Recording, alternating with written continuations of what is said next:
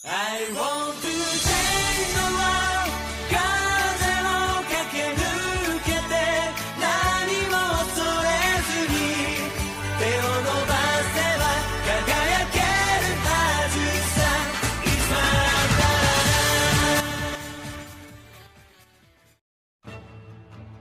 Halo teman-teman, gimana kabar kalian semuanya? Semoga baik-baik saja ya. Oke, melanjutkan pada part sebelumnya, di mana Hitennya mulai menyerang Inuyasha dengan kemampuan halilintarnya. Bahkan, Inuyasha pun sangat kesulitan untuk mengimbangi kekuatan dari si Hiten ini. Sementara itu, Maten yang juga ingin menyerang Inuyasha kemudian didorong oleh Kagome hingga membuatnya jatuh. Akan tetapi, awan hitam tiba-tiba aja ngilang sehingga Kagome pun harus ikut jatuh yang beruntung ia nggak kenapa-kenapa. Lalu, Sippo mencoba membantu Kagome yang dikejar oleh Manten dengan jurus gangsingnya. Namun, jurus tersebut nggak bertahan lama sehingga Manten pun berbalik menyerang mereka dengan sangat barbar. Setelah itu, mereka berusaha bersembunyi dari kejaran Manten walaupun akhirnya mereka ketahuan juga hingga membuat Kagome menjadi pingsan. Saat Manten akan memfatality Kagome, tiba-tiba aja ia sadar dan ternyata itu adalah Sippo yang menyamar agar Kagome yang asli bisa mengambil anak panah di kepala Manten guna mencukil batu Shikonotama yang ada di dahi Manten.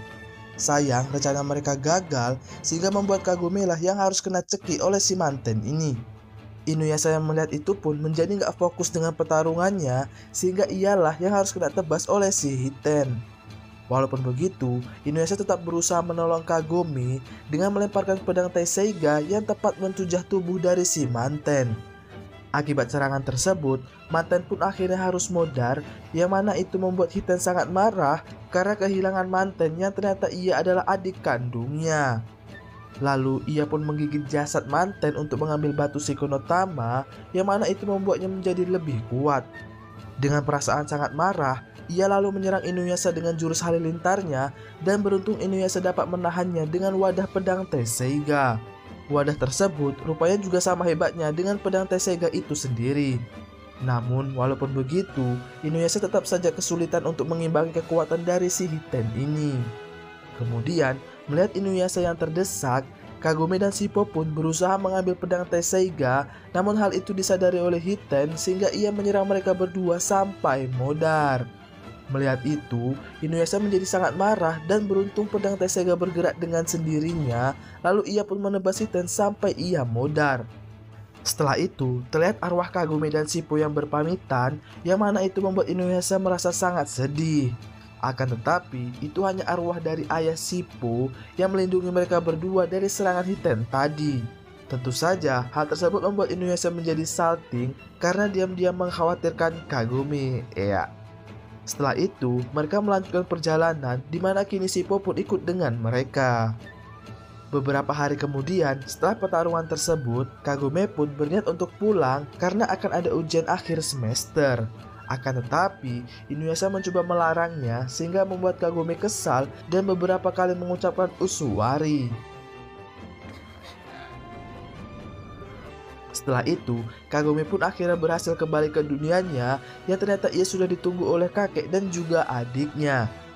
Keesokan harinya, terlihat Kagome yang akan pergi ke sekolah dan meninggalkan batu Shikonotama di dalam kamarnya. Dan sepertinya batu tersebut memancing respon dari benda aneh yang ada di dalam gudang milik kakeknya. Sementara itu, Kagome yang sudah sampai di sekolah pun disambut oleh teman-temannya yang khawatir karena Kagome yang sudah beberapa hari nggak masuk sekolah.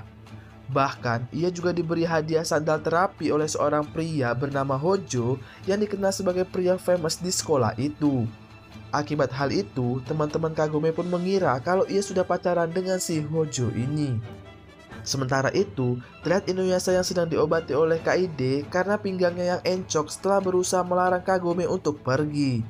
Di sisi lain, terlihat sang kakek yang merasa sangat cemas karena gudang rumahnya yang tiba-tiba aja terbakar akibat benda aneh tadi. Dan ternyata, di dalam benda itu terdapat sebuah topeng yang sedang mencari tubuh manusia sebagai inangnya. Celakanya, sang kakek malah tertimpa reruntuhan bangunan di sana dan... Setelah kejadian itu, para bombe pun mulai berdatangan dan terlihat Kagome yang sangat panik. Akan tetapi, sang ibu menjelaskan kalau sang kakek berhasil selamat dan sedang berada di rumah sakit. Sementara itu, salah satu bombo yang mencoba mengecek lokasi kejadian malah ketempelan topeng aneh tadi, lalu membawa kabur mobil bombo yang ada di sana. Terlihat tubuh dari bombo tersebut mulai meleleh karena nggak mampu untuk menahan kekuatan dari topeng tersebut. Dan entah bagaimana, topeng itu memiliki potongan batu Shikonotama di keningnya. Malam harinya, terlihat Kagome dan si ibu yang sedang menjaga sang kakek di rumah sakit, dan ternyata sang kakek bisa selamat karena kertas segel yang selalu ia bawa. Kemudian, si ibu meminta Kagome untuk pulang saja dan menemani sang adik yang di rumah sendirian. Singkat cerita, Kagome pun sudah berada di rumah bersamaan dengan adiknya dan mulai menyadari kalau topeng itu mungkin saja mengincar batu Shikonotama. Di sisi lain, topeng aneh tersebut terus membuat kekacauan di tengah kota dan gak berhenti memakan para manusia.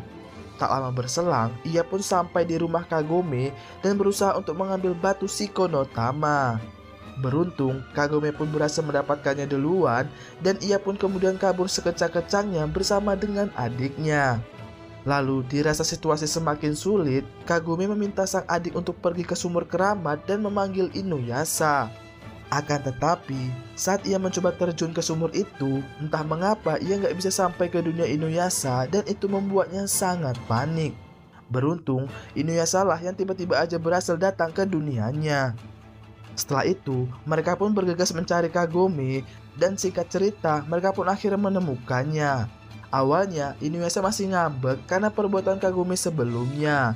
Namun, ia pun akhirnya luluh setelah Kagome meminta maaf kepadanya.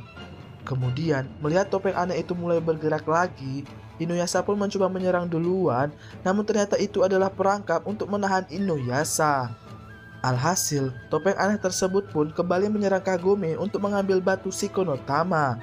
Namun alangkah bodohnya, Kagome malah memberikan batu tersebut kepada sang adik sehingga membuat ialah yang gantian dikejar-kejar oleh topeng tersebut. Beruntung, Inuyasha berhasil keluar dari perangkap itu dan kemudian menebas topeng tersebut sampai hancur dan mereka pun akhirnya mendapatkan lagi bagian dari batu Shikonotama. Setelah itu, Kagome pun sepertinya perlahan mulai mengagumi si Inuyasha ini. Cie. Beberapa hari kemudian, terlihat Kagome yang melakukan aktivitas normalnya sebagai seorang siswa di sekolahnya. Hingga suatu ketika, saat Kagome hendak pulang sekolah dengan teman-temannya, ia pun bertemu dengan anak-anak yang sedang bermain mercon di sebuah taman. Namun tiba-tiba muncul seorang gadis kecil yang berusaha untuk mencelakai anak-anak di sana sehingga Kagome berusaha untuk mengejarnya. Saat ia meminta anak tersebut untuk meminta maaf, tiba-tiba muncul sebuah api besar dan anak tersebut pun tiba-tiba aja ngilang. Sementara itu, teman-teman Kagome pun merasa heran dengan tingkahnya karena rupanya mereka nggak bisa melihat gadis kecil tersebut.